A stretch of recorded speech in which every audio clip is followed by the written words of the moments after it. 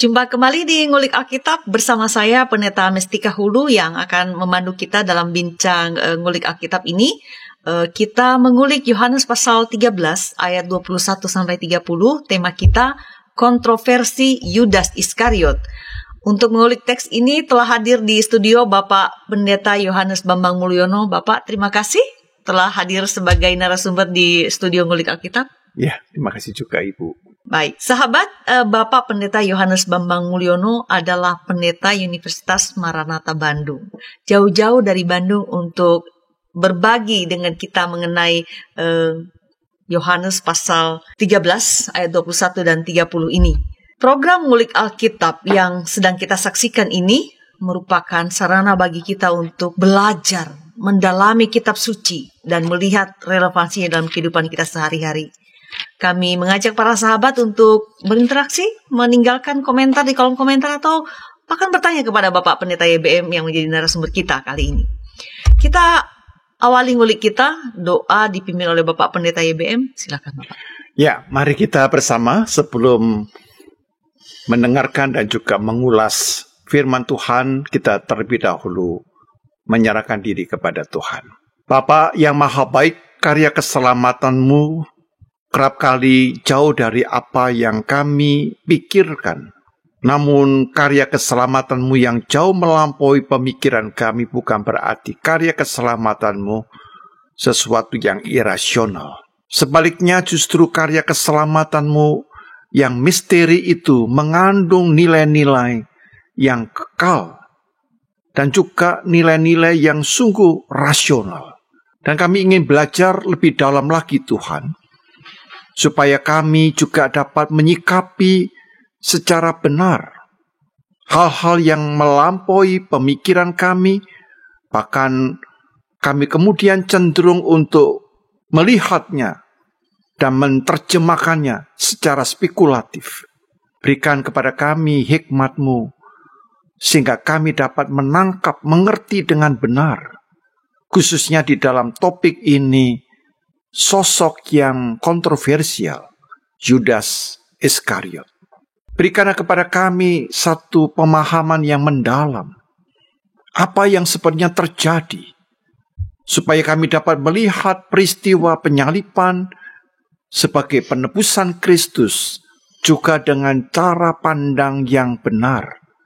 Dan itu boleh mempengaruhi hidup kami, dan kami juga boleh menyadari bahwa sosok Yudas bukan hanya terjadi 2000 tahun yang silam. Sosok Yudas juga dapat terjadi di dalam diri kami masing-masing. Tuhan, bukalah mata rohani kami, supaya kami senantiasa jujur kepada diri kami. Dengan kejujuran itulah kami dapat menemukan kebenaran dari Tuhan yang memerdekakan. Tuhan, kami serahkan acara ngulik Alkitab ini dalam kemurahan Tuhan. Kami berdoa di dalam nama Tuhan Yesus Kristus. Amin. Saya akan membaca Yohanes pasal 13 ayat 21-30. Yohanes 13 ayat 21-30. Silakan para sahabat juga dengan Alkitab masing-masing. Yohanes 13 ayat 21-30.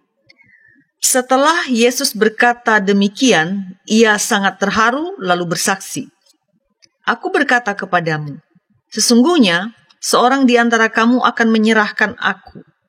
Murid-murid itu memandang seorang kepada yang lain. Mereka ragu-ragu siapa yang dimaksudkannya. Seorang di antara murid Yesus, yaitu murid yang dikasihinya, bersandar dekat kepadanya di sebelah kanannya. Kepada murid itu, Simon Petrus memberi isyarat dan berkata, "Tanyalah siapa yang dimaksudkannya." Murid yang duduk dekat Yesus itu berpaling dan berkata kepadanya, "Tuhan, siapakah itu?" Jawab Yesus, "Dialah itu yang kepadanya aku akan memberikan roti sesudah aku mencelupkannya." Sesudah berkata demikian, ia mengambil roti, mencelupkannya, dan memberikannya kepada Yudas, anak Simon Iskariot. Dan sesudah Yudas menerima roti itu, ia kerasukan iblis. Maka Yesus berkata kepadanya, "Apa yang hendak kau perbuat, perbuatlah dengan segera." Tetapi tidak ada seorang pun dari antara mereka yang duduk makan itu mengerti apa maksud Yesus mengatakan itu kepada Yudas. Karena Yudas memegang kas, ada yang menyangka bahwa Yesus menyuruh dia membeli apa-apa yang perlu untuk perayaan itu, atau memberi apa-apa kepada orang miskin. Yudas menerima roti itu lalu segera pergi. Pada waktu itu, hari sudah malam. Tema kita di ngulik kali ini, Pak, kontroversi Yudas Iskariot. Jelas ini tokoh yang kita bicarakan dalam ngulik sekarang ini adalah Yudas. Nah, pertanyaan saya membuka ngulik kita adalah, siapakah Yudas ini, Pak? Apa tugasnya? Saya kira hampir semua orang Kristen sangat akrab Dengan Yudas, ya? dengan nama Yudas Iskariot. Tapi juga ada antipati sehingga tidak ada anaknya diberi nama Yudas Iskariot. Baik. Dan kalau kita lihat memang kedudukan Yudas Iskariot itu sebagai murid Yesus itu bukan murid biasa. Bahkan dia adalah seorang yang diberikan tugas penting sebagai seorang bendahara. Tadi dibaca di dalam Yohanes 13 ayat 29. Ya. Di sana dikatakan Yudas memegang kas. Jadi memegang kas. Kita bisa melihat bahwa Yesus sangat percaya loh dalam soal keuangan. Kepada Yudas, ya. Sehingga ketika Yudas pergi, ketika Yesus berkata, lakukanlah apa yang hendak kamu rencanakan atau ingin kamu berbuat itu, para muridnya langsung punya, yang lain itu punya asosiasi bahwa Yudas ini akan membeli sesuatu yang dibutuhkan dalam perayaan yang sedang terjadi, ya. Atau membeli apa-apa yang mereka mungkin butuhkan, ya. Dan kalau kita perhatikan dengan cermat, maka kasus Yudas yang memegang uang atau kaitannya dengan uang ini agak diulang sebenarnya. Ini sebenarnya pengulangan dari Yohanes sebelumnya, yaitu Yohanes 12 ayat yang ke-6. Ini mungkin dicek supaya kita bisa melihat pembandingnya itu. Baik, saya bacakan ya, Pak. Ya, silakan. Yohanes 12 ayat 6. Hal itu dikatakannya bukan karena ia memperhatikan nasib orang-orang miskin, melainkan karena ia adalah seorang pencuri. Ia sering mengambil uang yang disimpan dalam kas yang dipegangnya. Ya. Wah, harusnya orang kepercayaan malah mencuri. Ya, dan itulah sehingga orang mengatakan bahwa pasti Yudas Iskariot ini melakukan pengkhianatan kepada Yesus juga karena masalah uang. Jadi kita harus menangkap bahwa di satu pihak benar, yaitu bahwa Yudas itu adalah seorang bendahara yang tidak jujur. Karena tadi dikatakan di dalam Yohanes pasal 12 ayat 6, secara mengejutkan dikatakan bahwa dia seringkali mencuri uang kas yang dipegangnya. Nah, dari dasar inilah kemudian muncul satu teori bahwa pengkhianatan Yudas terhadap diri Yesus adalah motifnya uang. Dan kok anehnya ya, kebetulan dikuatkan ya, misalnya di dalam Matius 26 ayat yang ke-15, kembali masalah uang memang disaksikan gitu ya, yang diperlihatkan. Silakan Ibu baca 26 ayat Matius 26 ayat 15. Baik, saya baca Matius 26 ayat 15. Ia berkata, apa yang hendak kamu berikan kepadaku supaya aku menyerahkan dia kepada kamu? Mereka membayar 30 uang perak kepadanya. Ya, jadi ini kembali kepada masalah uang. Ini. Sehingga dia datang kepada imam-imam itu ya. Untuk menyerahkan Yesus. Kamu menyerahkan berapa dia? Dibayar 30 keping uang perak. Maka Yudas mengkhianati. Tetapi ini pertanyaan saja Ibu. Apakah memang benar Yudas Iskariot yang suka mencuri uang memang kemudian menjadi dasar menyerahkan Yesus dalam arti mengkhianati hanya demi uang 30 keping perak sebagai satu-satunya motif? Nah, saya kira hal ini yang harus diteliti lebih jauh lagi. Nah, ini nanti ada beberapa teori. Ternyata tidak semata-mata masalah motifnya uang saja. Baik. Tadi dalam penjelasan Bapak kita melihat bahwa Yudas ini dipercaya sebagai seorang bendahara memegang kas. Kita tahu kalau di dunia kita sekarang ya, umumnya yang dijadikan bendahara itu pasti orang bisa dipercaya, Pak, karena uang ini kan sangat menggoda, Pak. Sangat menggoda. Nah, tetapi catatan Yohanes 12 tadi ayat 6 mengatakan pada kita Enggak, Yudas itu enggak sejujur itu, dia suka mengambil uangnya begitu. Nah, dan kemudian Bapak mengatakan ada orang yang mengatakan bahwa itulah kenapa dia mengkhianati Yesus demi uang itu. Nah, saya ingin mengulang pertanyaan yang tadi barusan juga Bapak katakan, apa memang motifnya uang atau sebetulnya kita tidak teliti membacanya sehingga menangkap seolah uang padahal ada yang lainnya. Nah, kalau bukan uang, Pak, apa yang menyebabkan Yudas ini mengkhianati Yesus? Pasti ada arah uang itu memang kuat. Tetapi ada ahli yang mengatakan bukan uang. Karena begini. Karena Iskariot, nama Iskariot, itu dari kata sikarii. Sicarii. Dari bahasa Ibrani itu ya. Sicarii itu artinya kelompok orang-orang yang berpedang. Nah, dan ini menarik, ada satu penelitian dan mereka menemukan bahwa kelompok Sicarii ini memang adalah para pemberontak Yahudi yang melawan pemerintah dan motifnya karena nasionalisme.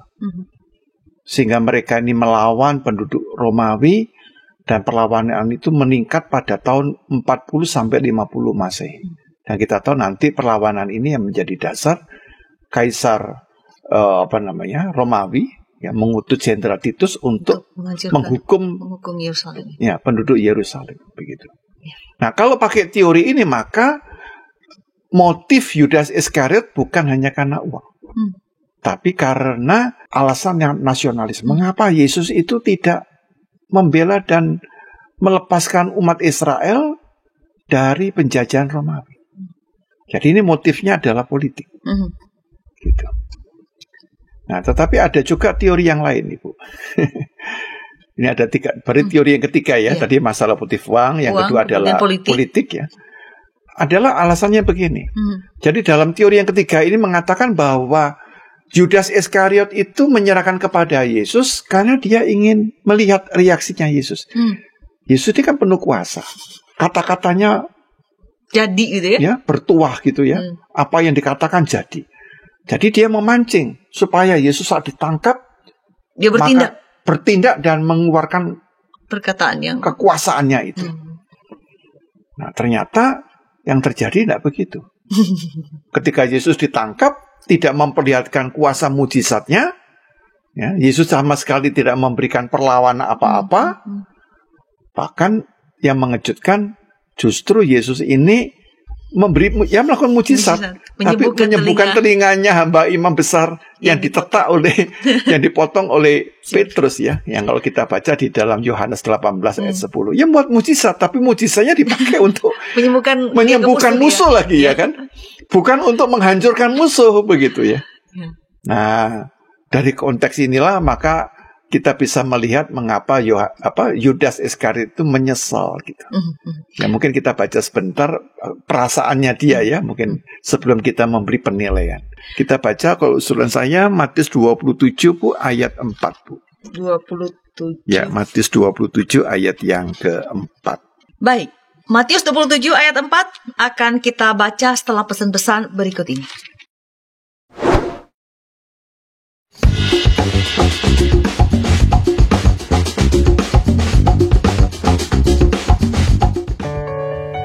Sahabat, YKB GKI TV menayangkan program baru yaitu Balada, bedah lagu dan aransemen di channel Bedah Lagu. Program ini tayang secara premier 2 minggu sekali setiap hari Sabtu jam 8 malam. Jangan lupa like, subscribe, dan bagikan kepada sebanyak mungkin orang. Tuhan memberkati.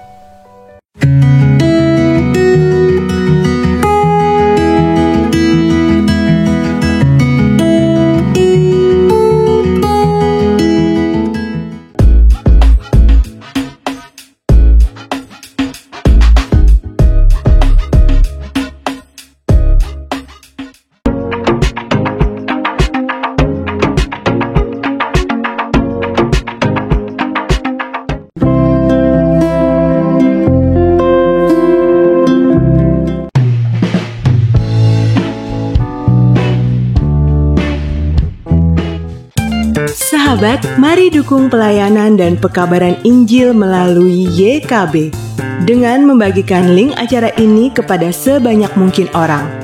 Dukungan juga dapat saudara lakukan dengan mentransfer dukungan finansial ke rekening BCA ke nomor 450 305 2990 450 305 2990 atas nama Yayasan Komunikasi Bersama.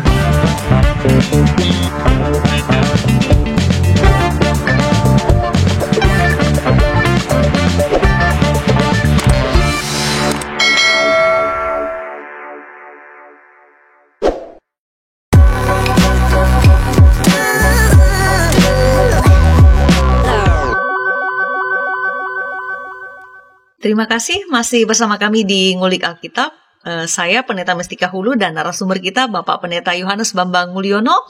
Kita mengulik Yohanes pasal 13 ayat 21 sampai 30. Tema kita kali ini kontroversi Yudas Iskariot. Kita melanjutkan ulikan kita. Tadi di penghujung segmen Pak Pendeta meminta untuk membaca Matius 27 ayat 3 dan 4. Nah, sekarang saya bacakan. Matius pasal 27 ayat 3 dan 4. Pada waktu Yudas yang menyerahkan dia melihat bahwa Yesus telah dijatuhi hukuman mati, menyesallah ia.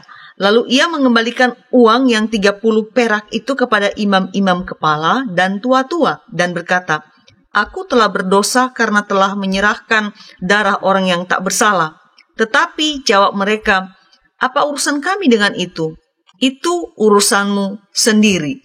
Nah, kalau kata orang nih Pak, penyesalan itu terlambat. Dia ingin memancing supaya Yesus bertindak, tetapi malah Yesus tidak melakukannya. Nah, ini bagaimana memahami kepenyesalan seorang Yudas Iskariot? Jadi kita melihat bahwa guilty feeling, atau mungkin lebih tepat di sini, lebih daripada sekedar guilty feelingnya. Perasaan berdosa yang begitu besar. Dan itu ternyata membuat Yudas itu putus asa. Dan kita melihat di dalam ayat selanjutnya itu ya, pada ayat yang kelima, ya, di sana menunjukkan ya bahwa dia ternyata tidak mempertahankan uang itu. Mungkin ada baiknya kita baca juga. Baik, saya lanjutkan membaca Matius 27 ayat 5. Maka ia pun melemparkan uang perak itu ke dalam baut suci, lalu pergi dari situ dan menggantung diri. Akhir yang tragis ya. Akhir tragis.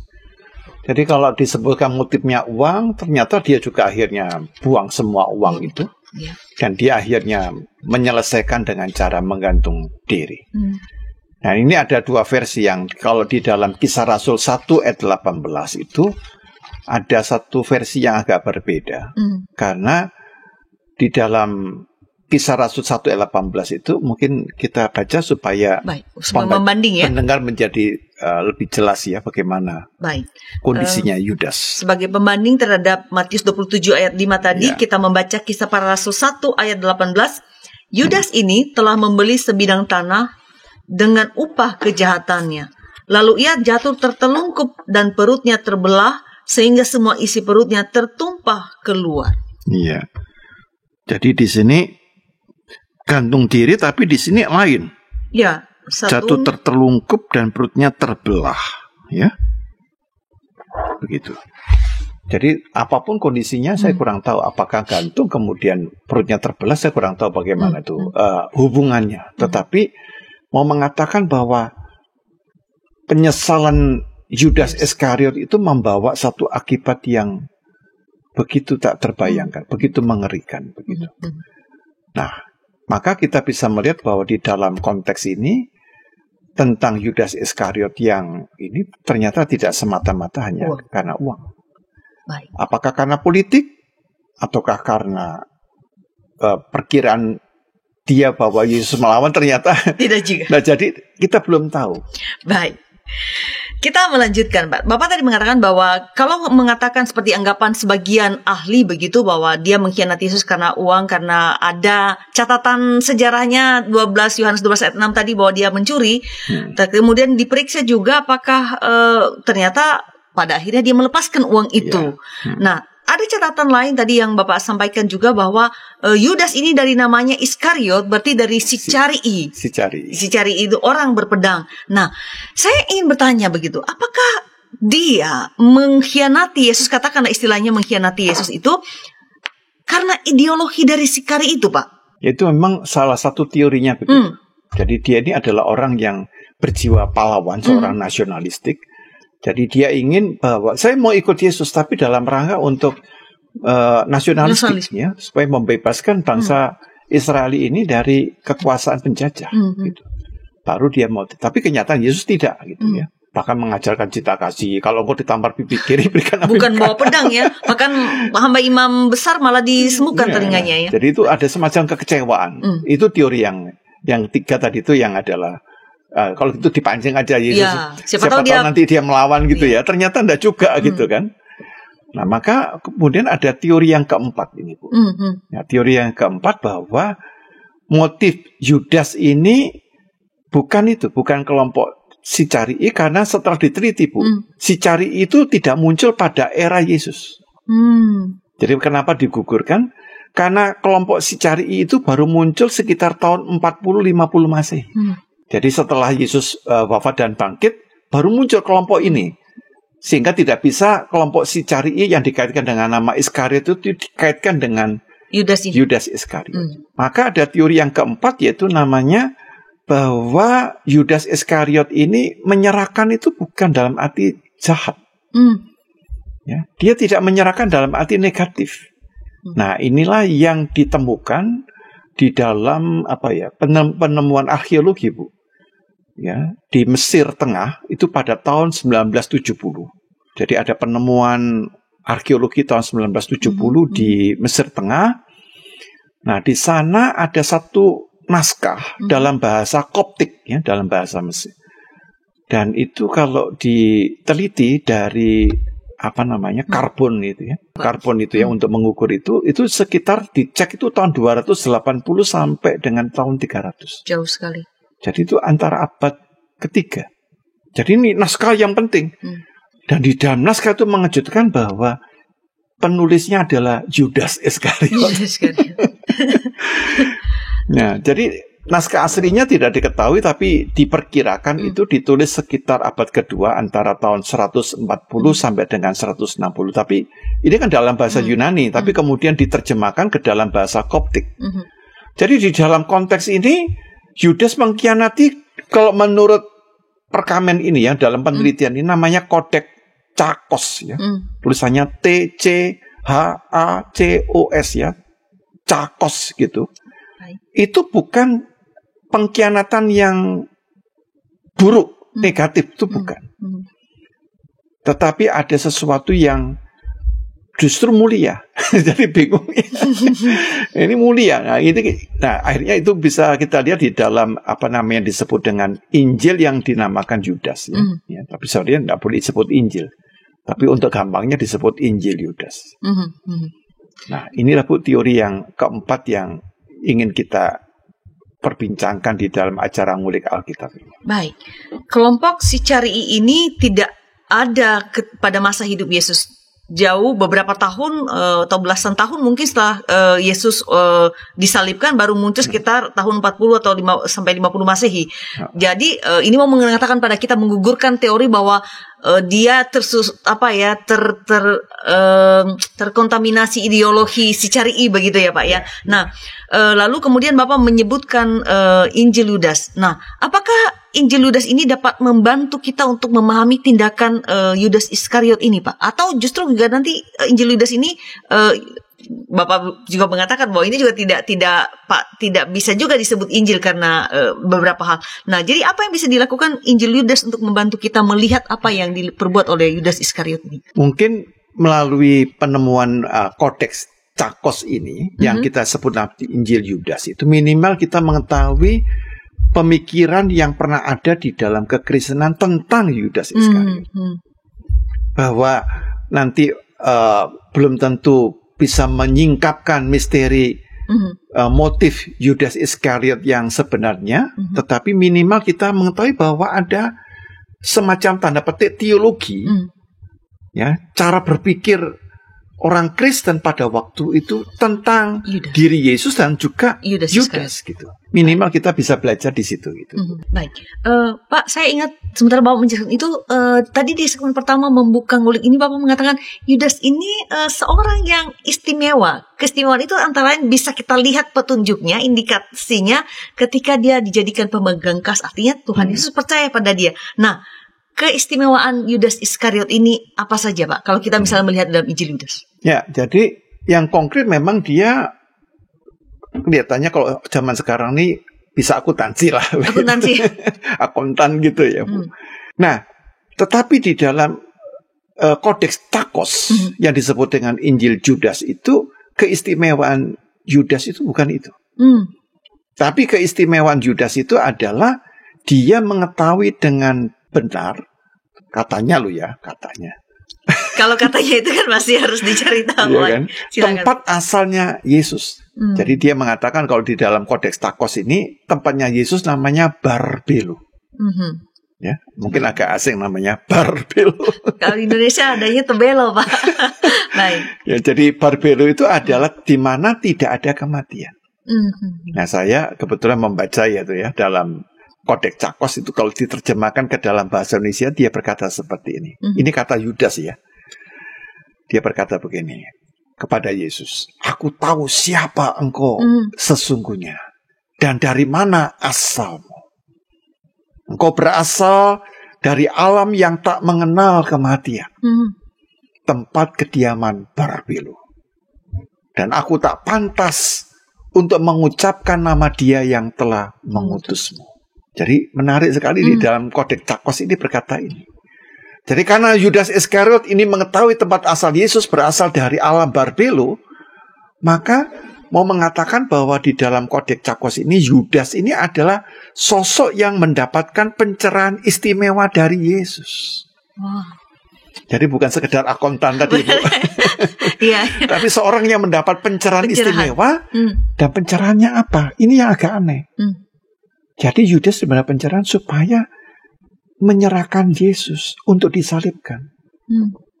Jadi yang menyuruh Yudas Yesus disalibkan itu bukan Yudas, Yesus sendiri. Jadi Yudas tidak berkhianat. Menurut kodeks ini. Menurut kodeks Takos tadi. Sebaliknya Yudas ini sebenarnya membantu Yesus melepaskan diri dari belenggu materi tubuh. Jadi dengan kata lain, supaya melalui Yesus ini disalibkan, Yesus ini dapat terbebas dari tubuh ragawinya yang fana, dan jiwanya ini dapat kembali ke alam spiritual namanya Barbelo bersama dengan Allah. Dan karena itu Yudas di dalam kodeks Takos ini adalah murid yang istimewa. Menarik ya, Pak. Dan kalau boleh saya sedikit lanjutkan. Silakan, ini Pak. Tentang Yudas ini. Jadi menurut kodeks Takos ini Yudas ini punya keunggulan. Jadi istimewa dan unggul. Karena hanya satu-satunya murid yang mengetahui dari mana Yesus. Jadi Yudas ini diberikan pengetahuan rahasia. Dan hanya Yudas saja yang tahu. Seakan-akan Yesus berbisik, "Tolong serahkan saya supaya aku bisa kembali ke Barbelo." Jadi di dalam kodeks Takos ini murid-murid Yesus yang lain itu dipandang keliru dalam memahami identitas Yesus yang sesungguhnya.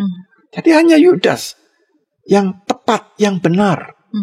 Dengan kata lain, maka melalui kodeks Takos ini memperlihatkan adanya heroisme Yudas Iskariot. Karena Yudas tahu tempat Yesus itu dari alam Barbelo, dan dia mendapatkan pencerahan istimewa dari Yesus agar menyerahkan dia untuk disalibkan, maka sebenarnya Yudas ini membantu Yesus. Jadi harusnya Tuhan Yesus ini terima kasih.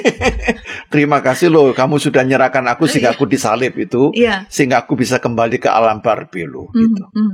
Karena dengan saya meninggal wafat ini, saya terbebas dari tubuh yang fana ini. Jiwa saya kembali ke alam spiritual bersama dengan Allah tadi gitu ya.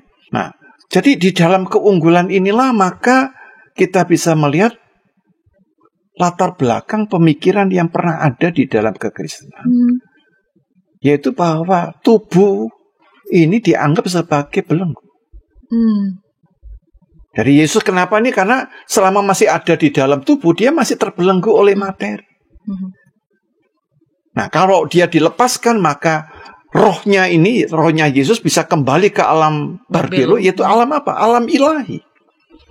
Ya, itu satu istilah yang pada zaman dulu namanya pemikiran gnostik. Alam ilahi itu disebut dengan aion. Tulisannya A-E-O-N, aion. Nah, aion atau Barbelo itulah yang tempat di mana kematian itu tidak ada. Nah, mungkin pendengar atau pemirsa ataupun siapapun yang mengikuti kita bertanya, Barbelo itu apa sih gitu ya? Itu sebenarnya kalau kata Barbelo itu adalah bentuk dari tetragramaton bahasa Ibrani. Jadi di dalam kata Barbelo itu ada unsur L, lalu ada kata arbah, L arbah. Jadi menjadi Barbelo. Jadi arbah itu artinya tempat. Jadi tempatnya Allah, ya kita sebutnya sorga. Gitu. Jadi itu pemikiran yang pernah berkembang di dalam Yudaisme yang tidak masuk di dalam kelompok-kelompok yang arus utama, begitu. Jadi ada dipengaruhi, sebenarnya kelompok ini dipengaruhi oleh pemikiran Yunani. Jadi antara pemikiran Ibrani dipengaruhi oleh Yunani yang filsafat Plato itu. Nah, lalu mereka membentuk satu kelompok namanya kelompok Setian, ya, dari kata set. Ya, jadi kalau menjadi kelompok menjadi Setian. Ya. Jadi menurut aliran Gnostik dalam hal ini, ya, Setian termasuk kelompok Gnostik. Nama Barbelo itu menunjuk kepada ibu ilahi. Ya, dan itu sebenarnya sama di dalam cara berpikir Yunani. Barbelo itu disamakan dengan pronoia. Pronoia itu artinya pikiran awal dari Allah. Nah, maka dari pengaruh Gnostik yang kita tahu dipengaruhi oleh filsafat Neoplatonisme. Di dalam pemikiran Neoplatonisme kan dipisahkan, ya, ada dualisme gitu ya. Tubuh ini sebagai yang cemar, yang berdosa, roh ini sebagai yang suci, yang ilahi, begitu. Dan itu berpengaruh juga pada kita. Ya, berpengaruh juga. Nah, dua pemikiran ini antara tubuh yang cemar dan roh yang ilahi ini, kemudian ketika Yesus Sang Firman masuk ke dalam berinkarnasi, berarti Yesus ini tidak pakai tubuh sesungguhnya. Yesus itu pakai tubuh semu. Nah, inilah cara berpikir Gnostik. Tubuh semu yang akhirnya kita sebut namanya doketisme. Dari doketisme artinya Yesus itu sebagai Sang Firman Allah menjadi manusia dalam pengertian dia mengenakan tubuh semu. Bukan tubuh yang sesungguhnya. Jadi dia tidak benar-benar sakit, tidak benar-benar lelah. Tadi pernah di dalam ngulik Alkitab tentang tidak Yesus. Tidak pernah benar-benar haus. Tidak pernah haus, ya. Itu cara berpikir doketisme. Nah, disitulah kita melihat bahwa jejak pemikiran teologi tentang dari Gnostik itu masih berpengaruh. Dan sedikit dilanjutkan supaya pemikiran Gnostik ini bisa dipahami. Maka dalam cara berpikir Gnostik ini, Kristus yang mengenakan tubuh manusia ini, rohnya itu merupakan percikan ilahi. Ya, percikannya kalau kita seperti cuci tangan gitu ya, basah kan gitu. Kalau kita percik gini ya. Nah, ini Allah juga, tapi bukan karena cuci tangan, bukan, tapi ada percikan. Nah, percikan ini kemudian ketangkap oleh materi. Nah, percikan ilahi yang ketangkap materi itulah menjadi manusia. Jadi, roh Allah ini terpenjara di dalam materi. Tidak sengaja ya, karena terpercik aja. Gitu. Atau seperti burung masuk sangkar gitu, Bu, ya. Jadi roh ini seperti kita nih, roh kita nih masuk ke dalam sangkar, ke dalam tubuh ini. Nah, katanya di dalam pemikiran Gnostik itu, roh ilahi dari Yesus ini muncul dalam beberapa momen. Misalnya ketika Yesus itu dibaptis di Sungai Yordan, nah itu kelihatan. Roh ilahinya kelihatan. Atau pada waktu dia mengalami transfigurasi di atas gunung. Tetapi catatannya di stressing, Yesus tidak mengenakan tubuh yang sesungguhnya. Sebab kalau dia pakai tubuh yang sesungguhnya, Yesus ini tercemar oleh dosa. Sebab materi itu mengandung kecemaran. Ya, nah, kira-kira seperti itu, Bu.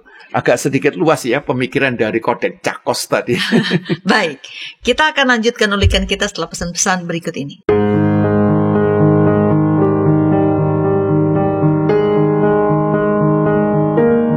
Sahabat, kami mengucapkan terima kasih karena sudah menjadi mitra pekabaran Injil di channel YouTube YKB GKI TV. Untuk mempermudah sahabat berlangganan dan menyaksikan program renungan berbahasa daerah, maka pada bulan November ini kami membuat channel YouTube YKB berbahasa daerah. Channel ini khusus diisi program-program berbahasa daerah yang ada di Indonesia.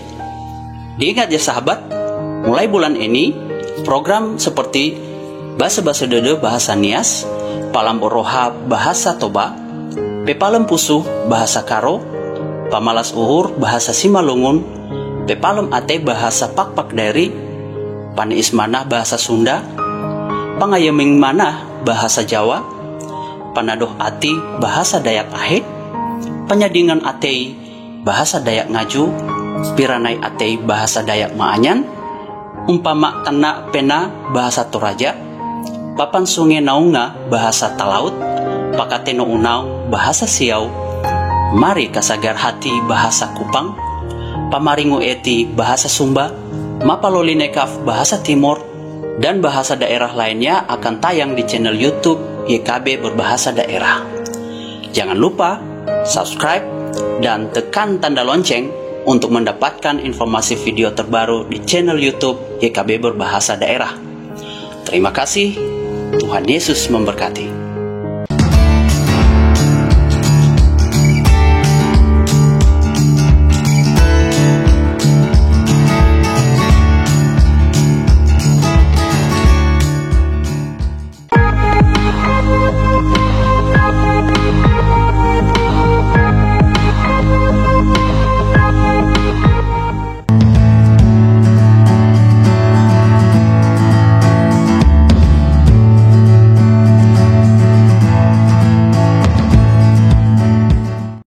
Sahabat, mari dukung pelayanan dan pekabaran Injil melalui YKB dengan membagikan link acara ini kepada sebanyak mungkin orang.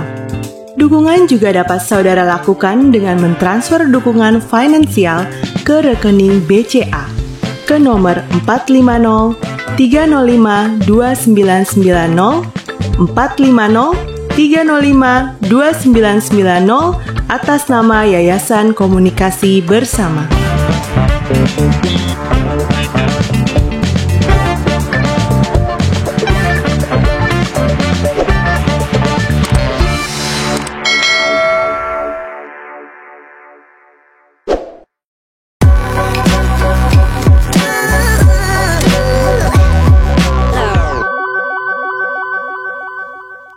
Terima kasih masih bersama kami di Ngulik Alkitab. Saya Pendeta Mestika Hulu dan narasumber kita Bapak Pendeta Yohanes Bambang Mulyono. Kita sedang mengulik Yohanes pasal 13 ayat 21 sampai 30. Tema kita kontroversi Yudas Iskariot. Kita sudah berada di segmen terakhir, maka mari kita langsung saja bertanya kepada Bapak Pendeta YBM. Tadi Bapak sudah menjelaskan bahwa ada kodeks Cakos begitu yang menjelaskan beberapa hal yang dialami tentang gnostisisme, tentang doketisme, dualisme, tubuh ini tercemar sedangkan roh ilahi dan seterusnya. Nah, saya menangkap tadi dari penjelasan Bapak bahwa Injil Yudas ini yang memuat hal-hal itu tidak dapat dijadikan rujukan karena dianggap Injil palsu begitu. Nah, karena beberapa teori yang tadi sudah Bapak sampaikan dikatakan oleh para ahli tidak dapat kita gunakan untuk mendukung apa yang dilakukan oleh Yudas mengenai motivasi Yudas. Jadi pertanyaan saya kembali mengenai si Yudas yang kontroversial ini. Jadi bukan uang, bukan politik juga. Juga bukan karena memancing Yesus membuat mujizat. Ya, tidak memancing Yesus untuk bertindak juga. Jadi apa motivasi Yudas sebetulnya? Ya, jadi kan ada 4 teori ya. Satu uang, ya, politik, kemudian memancing spekulasi supaya Yesus bersikap ternyata tidak. Ya. Dan yang keempat adalah kodek Cakos tadi. Kodek Cakos, ya. Nah, kodek Cakos ini dapat ditolak karena dia ternyata ditulis pada tahun abad kedua. Jadi menjauh. Jadi karena itu dia tidak bisa dijadikan dasar karena tidak original. Ya. Dan nama Yudas itu sebenarnya hanya ditulis saja supaya orang berwibawa lah ya. Berwibawa dan menerimanya. Jadi abaikan itu ya, walaupun teorinya seperti dahsyat tadi ya, luar biasa mendalam begitu ya. Tapi sebenarnya setelah kita teliti ternyata itu tidak benar ya. Jadi yang benar adalah Yudas Iskariot itu mengkhianati Yesus. Tetapi motifnya apalah ini? Nah ini apa motifnya ini, Pak? Begitu, uang ya? sudah jelas bukan satu-satunya. Bukan satu-satunya. Mungkin ada, tapi bukan satu-satunya. Mungkin politik ya ada lah. Begitu, tapi bukan satu-satunya. Tapi sebenarnya teks Injil kita bicara tentang apa? Itu yang penting. Nah, kita membaca lebih baik di dalam Injil Yohanes pasal 13 ayat 27. Baik. Yang tadi Ibu baca ya. Silakan. Saya membaca kembali ya, Pak. Ya, silakan Ibu. Yohanes 13 ayat 27 yang menjadi teks kita juga. Dan sesudah Yudas menerima roti itu, ia kerasukan iblis. Maka Yesus berkata kepadanya, "Apa yang hendak kau perbuat? Perbuatlah dengan segera." Nah, di sini ada satu kata eksplisit. Iblis merasuki Yudas Iskariot. Ya. Jadi boleh saya katakan bahwa motif utamanya itu bukan semuanya tadi 4. Bukan uang, bukan politik, bukan karena harapan Yesus itu melawan ataupun kodek Cakos. Tapi memang karena ia kerasukan iblis. Dan Yesus mengatakan, karena di dalam konteks orang kerasukan iblis ini, apa yang hendak kau perbuat, perbuatlah. Ya. Dan aneh sekali, kerasukan ini terjadi apa? Setelah Yudas Iskariot itu menerima roti yang diberikan oleh Yesus.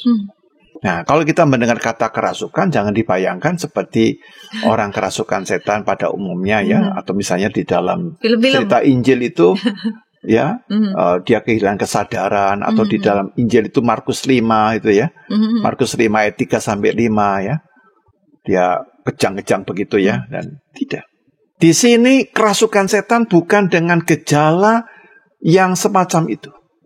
Bukan kondisi tidak sadar, lalu dia biasanya punya kekuatan fisik ya, katanya orang kerasukan kan kondisi begitu. Klinis ya.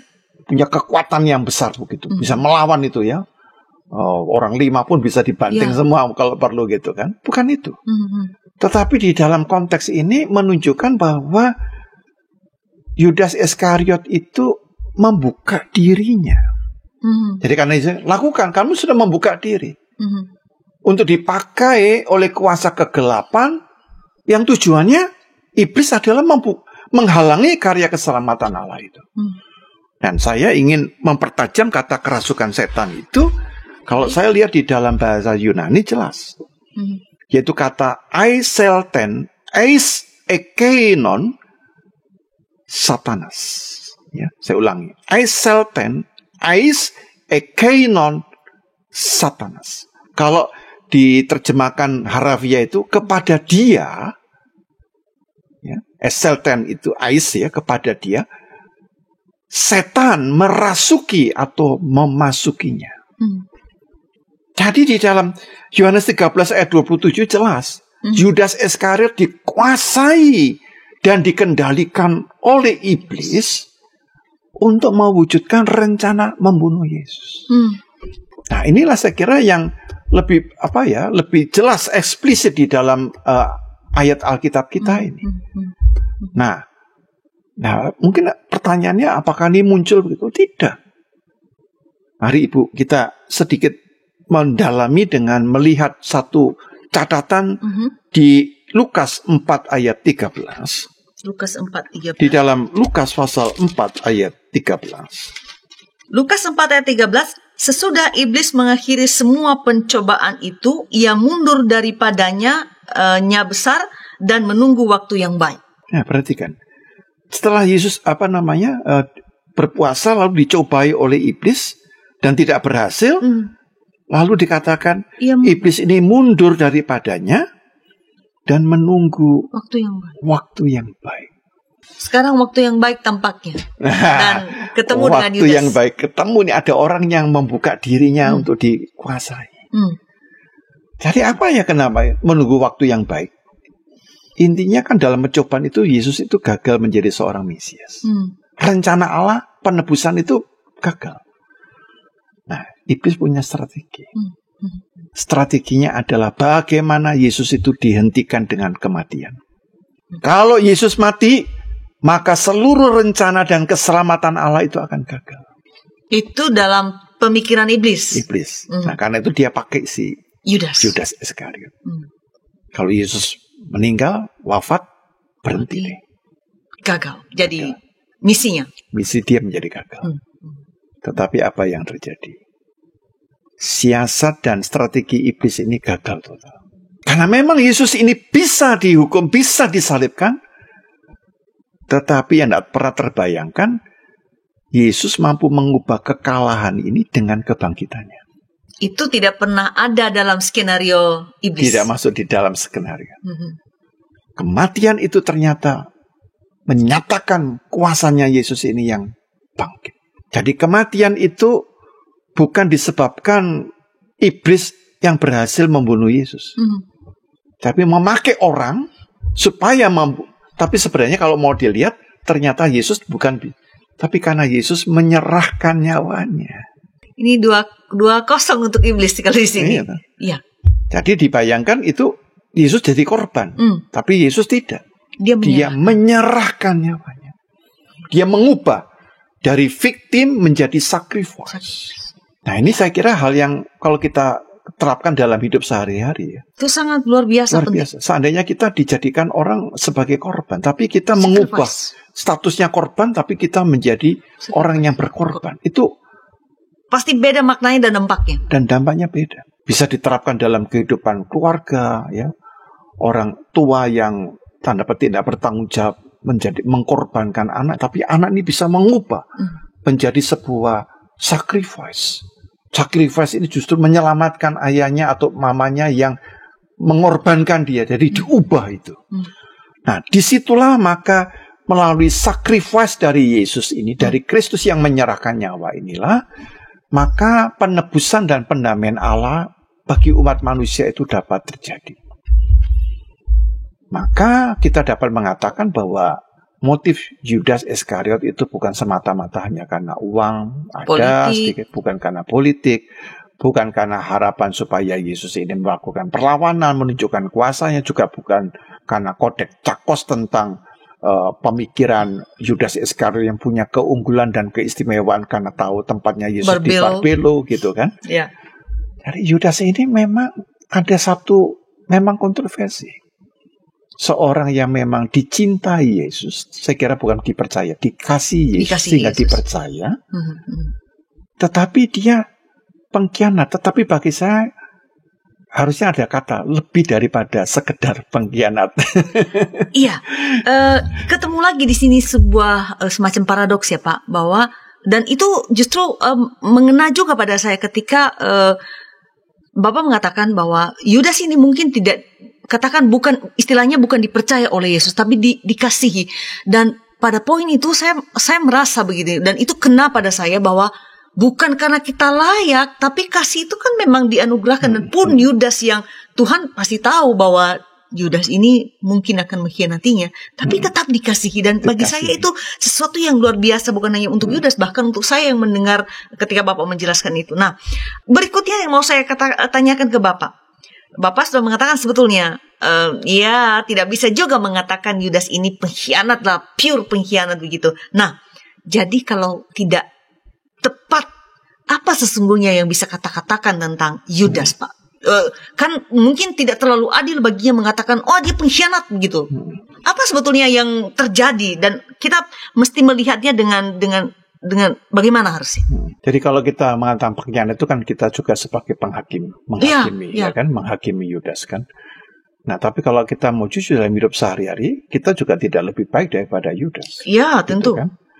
Nah, sebenarnya poin yang utama adalah kita diajak untuk waspada bahwa kita pun juga bisa dipakai menjadi agen dan media kuasa kegelapan.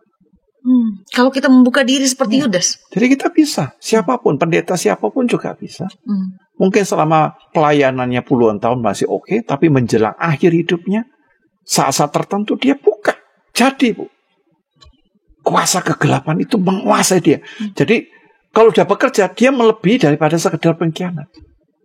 Karena dengan kuasa kegelapan ini sebenarnya apa? Kita sedang melibatkan kehendak bebas kita dikuasai. Jadi sudah bukan bebas lagi karena sudah dikuasai menjadi kehendak yang terbelenggu. Dan itu yang terjadi.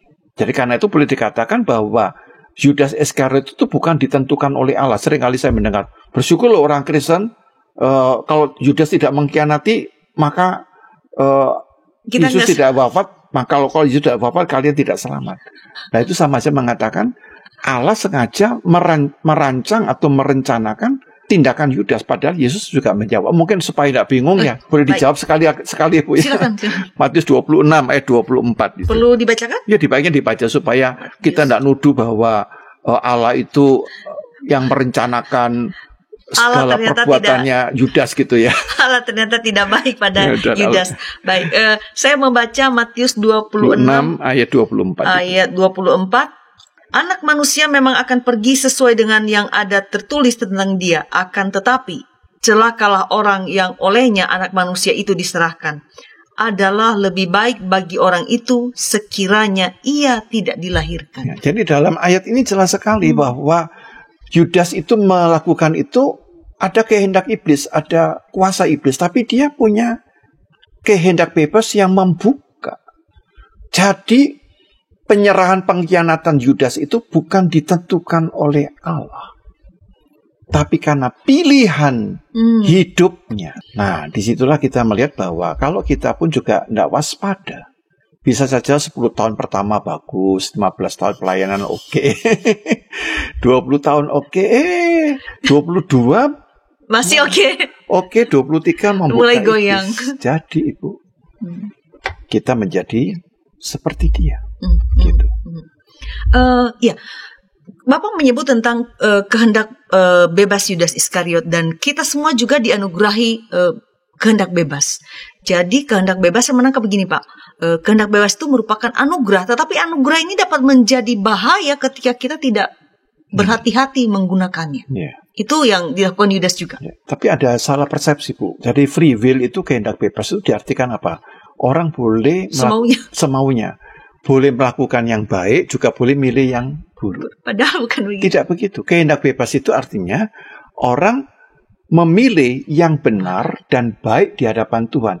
Kalau kita itu sedang mau memilih yang buruk Bu ya, misalnya masih mikir aja, kita sudah takut loh Bu. Ya. Waktu melakukannya lebih takut lagi. Berarti apa? Takut itu. Anda tidak bebas. Tapi kalau kita melakukan yang baik, kok senang gitu ya? Karena apa? Bebas. Jadi salah, jadi harus dihapus ya satu pernyataan kalau kehendak bebas itu manusia boleh memilih. Begitu. Jadi dalam hal ini Yudas Iskariot itu tidak memilih kehendak bebas untuk yang benar. Tapi dia membiarkan dirinya dikendalikan sehingga dia menjadi pribadi yang tidak bebas. Sehingga dia menyerahkan Yesus. Baik, itu berarti catatan bagi kita juga untuk pemahaman itu kita mengerti betul apa artinya kehendak bebas. Pak, kita ada di penghujung ngulik Alkitab. Walaupun saya sendiri sangat menikmati penjelasan dari Bapak, tapi bagaimanapun kita akan mengakhiri ngulik Alkitab ini. Apa implementasi teks atau kisah Yudas ini bagi kita, bagi para pemirsa yang sedang menyaksikan ngulik Alkitab saat ini? Ya, saya boleh menyampaikan begini Ibu, bahwa Yudas Iskariot adalah murid Yesus yang masuk dalam posisi penting. Dan dia mempunyai hubungan yang sangat dekat dengan Yesus.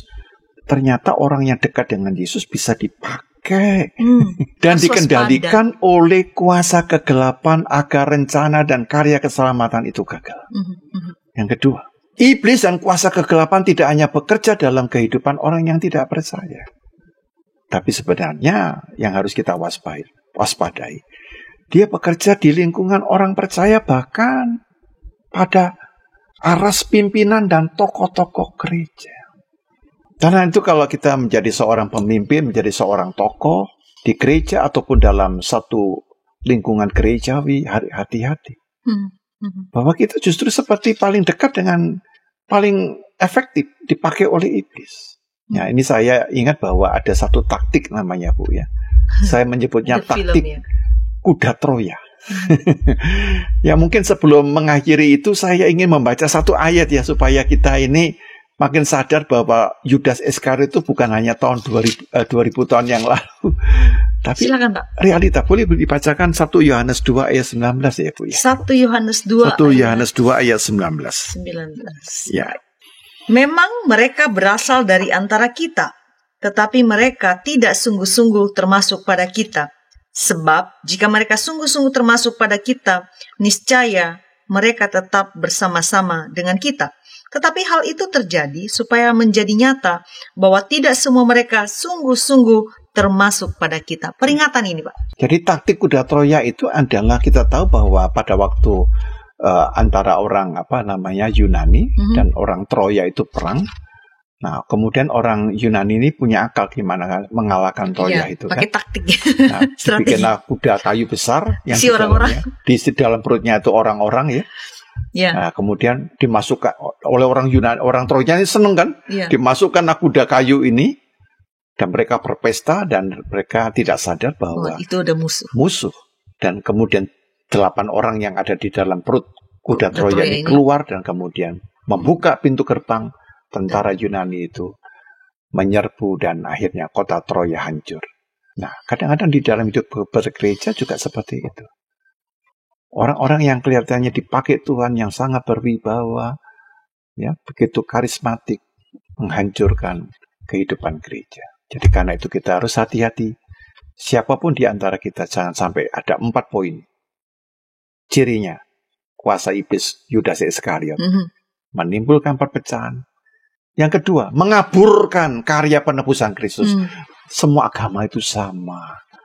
Demi toleransi, dikaburkan penebusan Kristus. Yang ketiga, mengganti Injil dengan humanisme.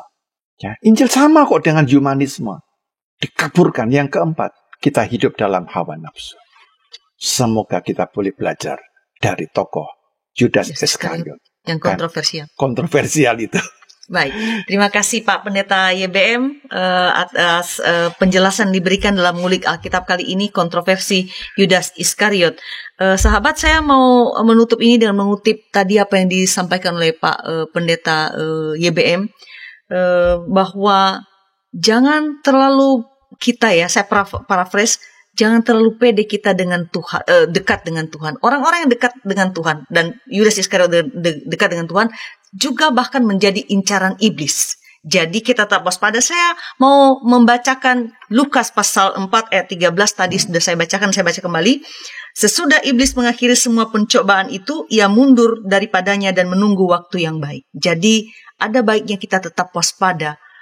Jangan terlalu berbangga diri ketika kita merasa dekat dengan Tuhan, karena di saat itu iblis mungkin mengintai kita untuk menjadikan kita sebagai alatnya untuk mengaburkan pekerjaan Kristus dan melakukan hal-hal yang tidak baik. Tuntas sudah jumpa kita di Ngulik Alkitab kali ini. Terima kasih sahabat selalu setia bersama kami di Ngulik Alkitab. Terima kasih juga untuk dukungan yang diberikan, baik memberikan like, membagikan link Ngulik Alkitab ini, dan juga tentu saja mensubscribe channel Bible Study supaya mendapatkan konten-konten terbaru dari Ngulik Alkitab. Sampai jumpa pada episode yang akan datang. Kita tutup jumpa kita ini dengan doa dipimpin oleh Bapak Pendeta YBM. Silakan Bapak. Mari saudara kita bersama berdoa.